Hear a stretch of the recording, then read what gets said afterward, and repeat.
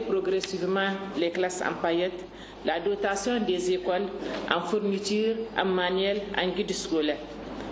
Je sais combien sont grandes vos attentes, car il faut reconnaître que votre syndicat a fait montre de responsabilité, malgré quelques retards enregistrés dans la mise en œuvre des points du communiqué conjoint signé en fin mai 2013 après d'intenses discussions.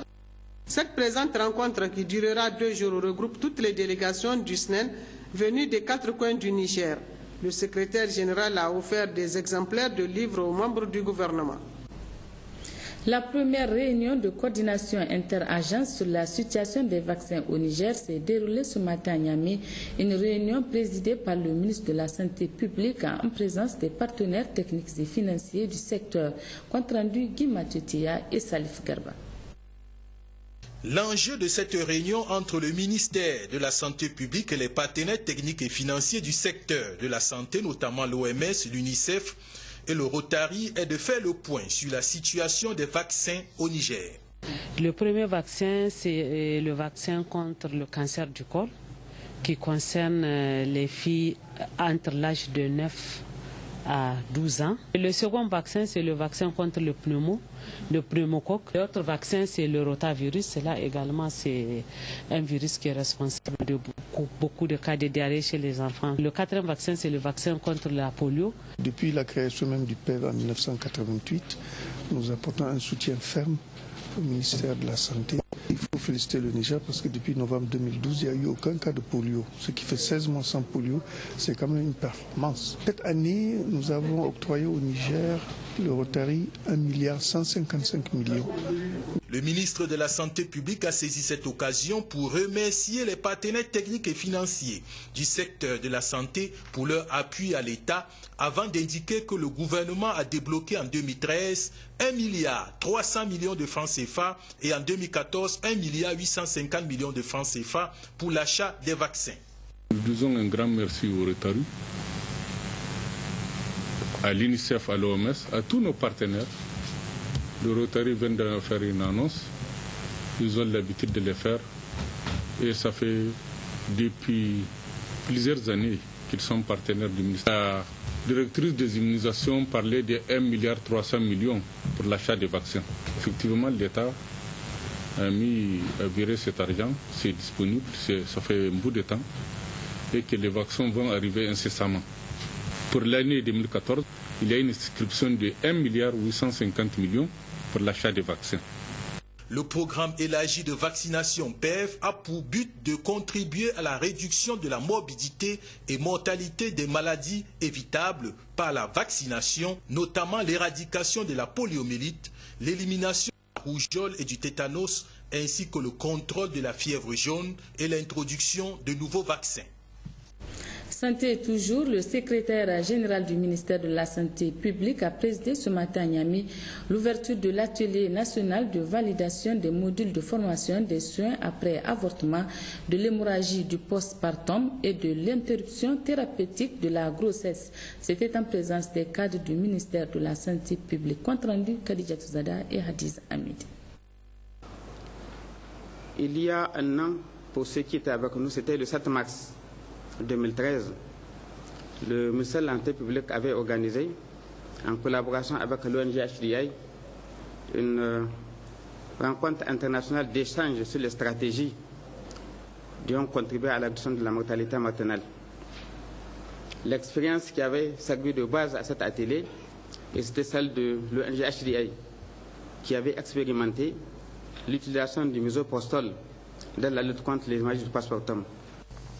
Permettre aux participants d'avoir des informations sur l'utilisation du misoprostol dans la prise en charge des hémorragies du postpartum, des soins après avortement et l'interruption thérapeutique de la grossesse, ainsi que plusieurs autres indications, présenter en plénière et amender les différentes conditions des travaux de groupe. Tels sont entre autres objectifs assignés à cet atelier qui visait également à valider des modules de formation sur l'utilisation du misoprostol, car le Niger est l'un des pays qui enregistre le nombre le plus élevé de mortalité maternelle au monde.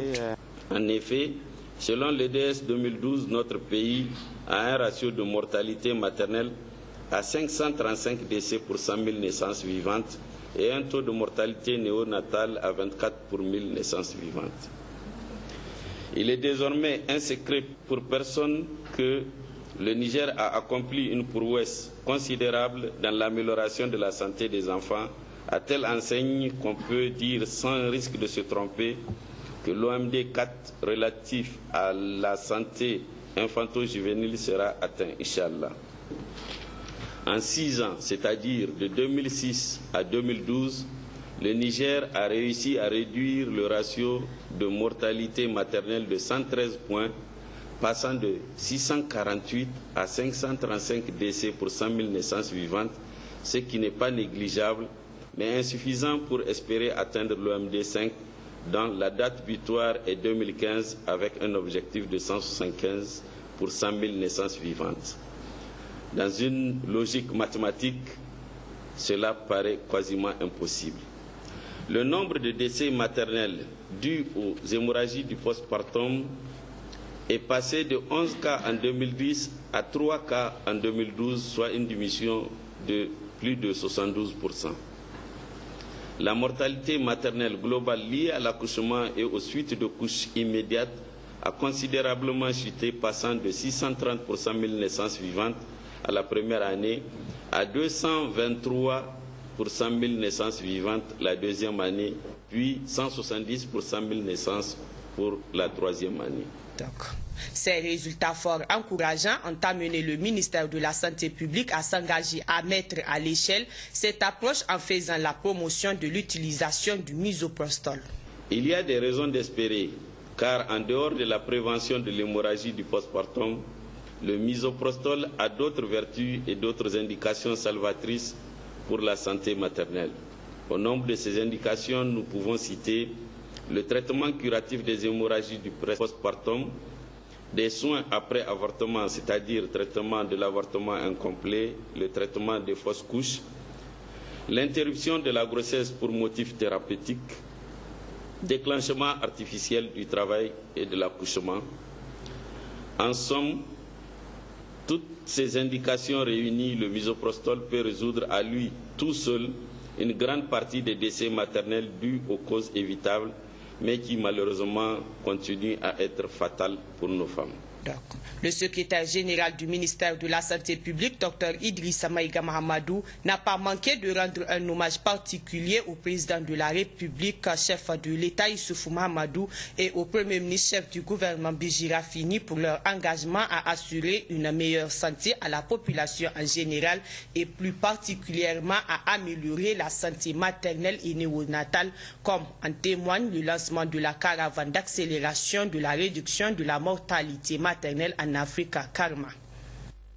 De la santé à la communication, le ministre de la Communication, Yahouza Sadissou, a visité ce matin la radio privée RM et le groupe de presse Niger 24. Le ministre est allé s'inquérir des conditions de travail des agents et aussi les encourager. Moudenchourou Oumajamila et Isaac Issa pour le résumé.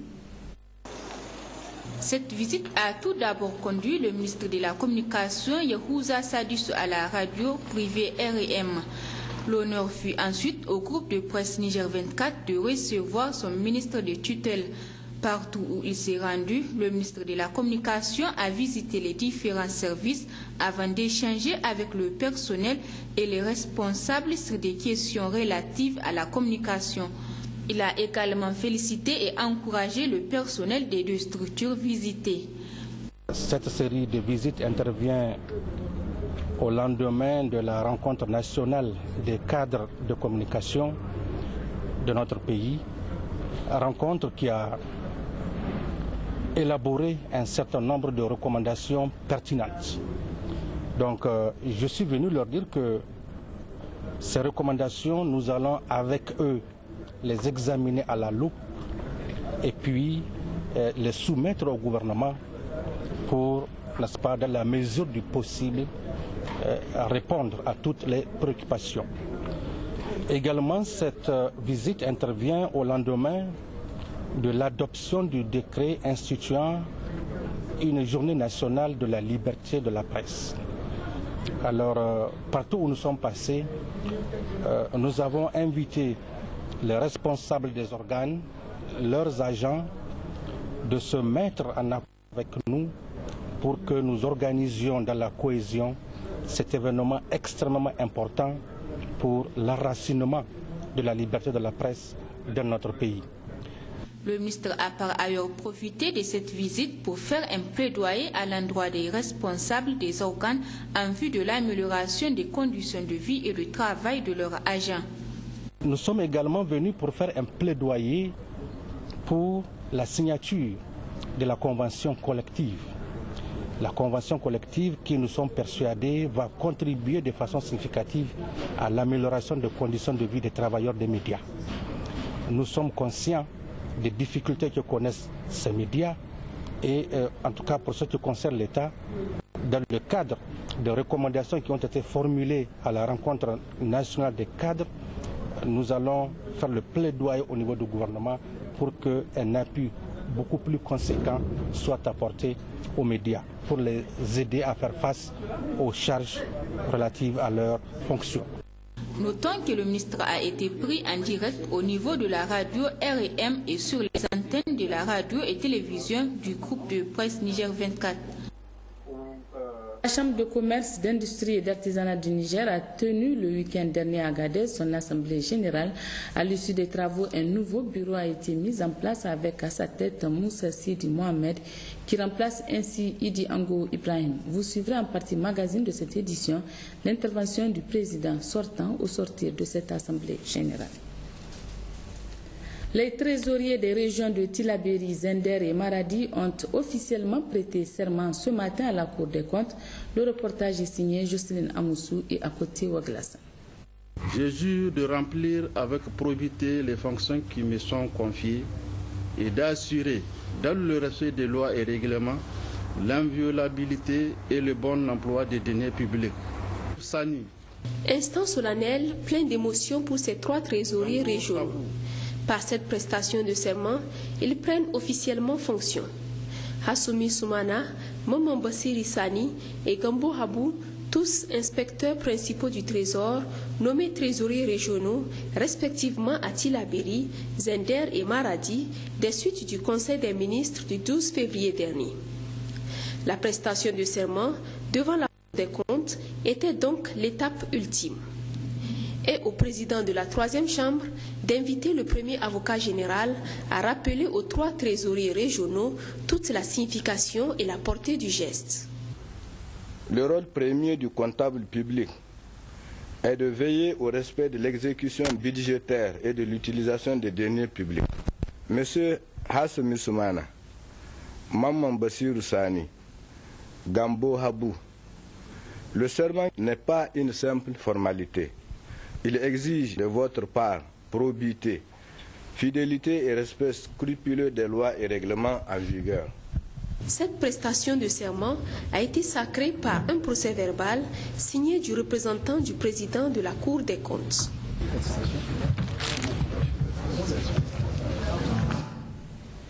Tenu ce matin à l'Académie des arts martiaux de Niamey du Conseil régional de lutte contre le sida.